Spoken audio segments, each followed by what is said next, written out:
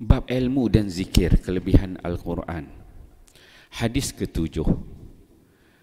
An Ibni Umar radhiyallahu anhuma anin Nabi sallallahu alaihi wasallam qala: La hasada illa fisnaini.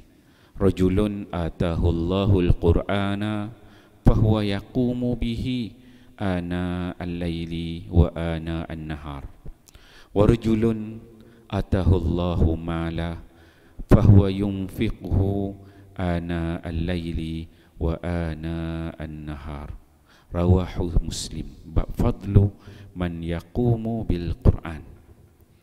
Sayyidina Abdullah bin Umar radhiyallahu anhuma meriwayatkan bahawa Nabi sallallahu alaihi wasallam bersabda, hasad hanya dibolehkan ke atas dua jenis orang.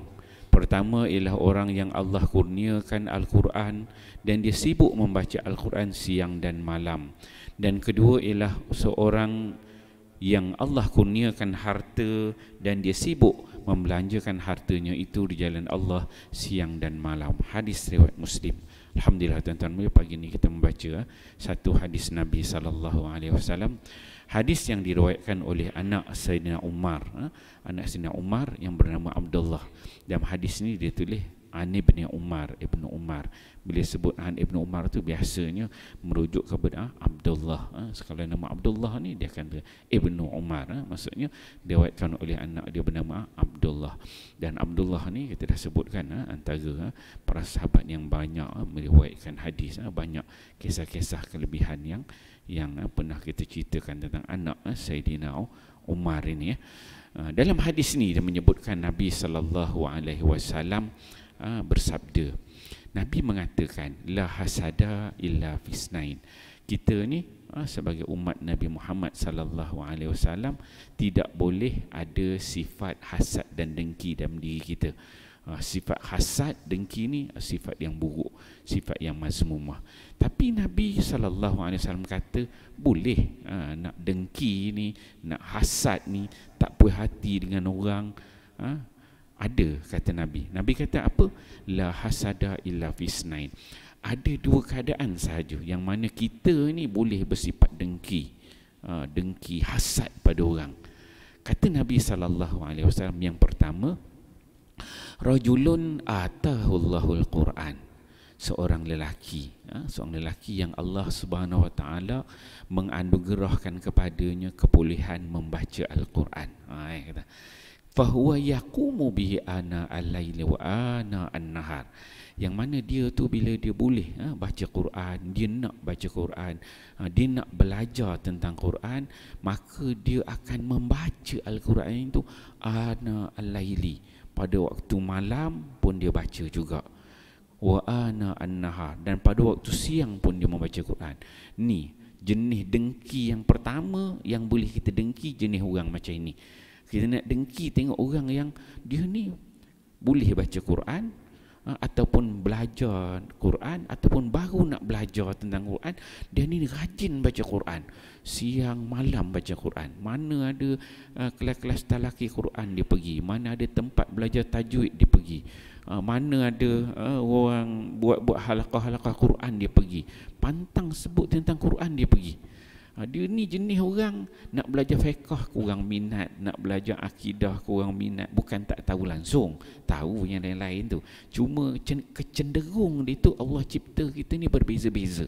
Ni jenis manusia ni dia dengar Quran tu nak Quran aja. Mana ada orang lain belajar fiqh, belajar akidah, belajar tasawuf, belajar hadis, dia ni memang cenderung nak Quran je. Baca Quran, baca Quran, baca Quran, baca Quran, baca Quran. Jenis orang macam ni, kata Nabi sallallahu alaihi wasallam, kita kena dengki tengok, kenapa aku ni malas baca Quran, sedangkan dia ni raja. Sebab Quran itu, setiap sesuatu yang disebut dengan Quran tu dia ada kelebihan, dia ada fadilatnya. Biasa jenis orang macam ni golongan perempuan, kaum ibu lah, kaum muslimat. Lelaki kita ni kurang sikit, kita tak ada muslimat kan. Kaki kita ni jenis santai je baca, lebih kurang relax kan. kemudian dengar tafsir itu lebih selesa. Biasa orang lelaki gitu. Kalau orang perempuan ni lain, dia rajin kelas Quran, baca sana sini, baca Quran. Sifat orang perempuan begitu. Pengalaman saya lah, belajar mengajar tentang Quran, perempuan dia rajin. Kita orang lelaki ni baca-baca juga, tapi kita ni lebih, perempuan ni dia suka macam dia baca, dia macam kurang guna otak sikit lah. Bila baca tu dia membaca gitu kan, dia rajin gitu orang perempuan.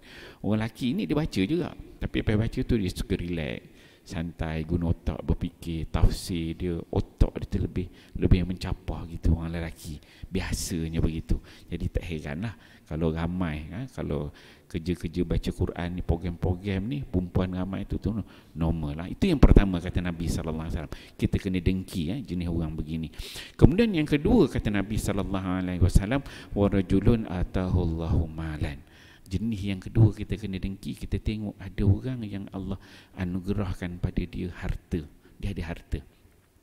Fahuwa yunfiquhu ana al-laili wa ana an-nahar. Yang mana harta yang Allah anugerahkan pada ni, dia infakkan harta itu ana al-laili, waktu malam dia infakkan, waktu siang dia infakkan. Hidup dia ni memang sibuk nak keluar duit je, nak infak. Kita ada program apa kan, tengok nama dia juga yang infak.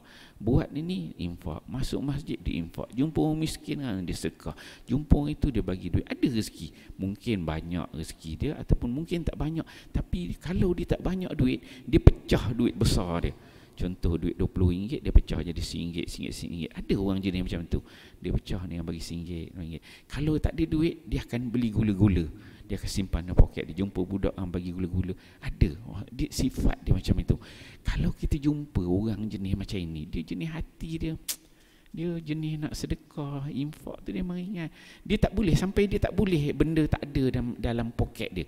Bila dia nak keluar ke mana-mana, dia mesti fikir mana ada gula-gula ke apa kan, dia mesti ada, dia simpan. Ada setengah orang tu dia beli beras, yang sekilo, yang 2 kilo pack tu, dia simpan dalam bonet kereta. Dia pergi jalan mana-mana, jumpa orang kan, dia bagi.